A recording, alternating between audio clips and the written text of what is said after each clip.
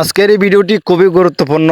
এক ভাই কমেন্ট করছে, ভাই মোবাইলে প্রচুর পরিমাণ এমবি কেটে যায়, কিভাবে এমবি কম কাটবে এটা নিয়ে একটা ভিডিও বানাবেন। অবশ্যই বানাবো।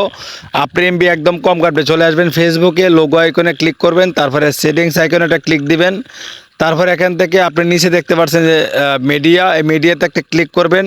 মিডিয়াতে ক্লিক করার পর এখানে দেখতে পাচ্ছেন উপরেটা থাকবে আপনি ডাটা সেভ, এখানে ক্লিক মার্ক দিয়ে দিবেন।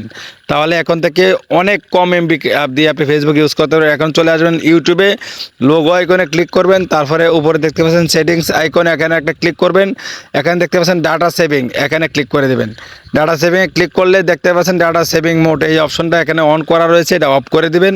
তাহলে প্রায় 60% ডাটা আগে থেকে কম কাটবে, এখন 40% দিয়ে করতে পারবেন। এখন চলে আসবেন টিকটকে আসার পরে নিচে দেখতে পাচ্ছেন প্রোফাইল, এখানে ক্লিক করবেন, তারপরে উপরে তিরট লাইনে একটা ক্লিক দিবেন। ঠিক আছে, তিরট লাইনে ক্লিক দেওয়ার পরে এখানে দেখতে পাচ্ছেন সেটিংস অ্যান্ড প্রাইভেসি, এখানে ক্লিক করবেন। তারপরে এখানে দেখতে পাচ্ছেন ডাটা সেভার, এখানে ক্লিক করলে আগের তুলনায় অনেক অনেক কম এমবি কাটবে। জাস্ট এই সুইচটা এখান থেকে অফ করে দেবেন। আপনার আগের তুলনায় এখন আগে যদি 2 জিবি খরচ হতো, এখন খরচ হবে মাত্র 1 জিবি, নাহলে 500 এমবি। আশা করি বুঝতে পারছেন।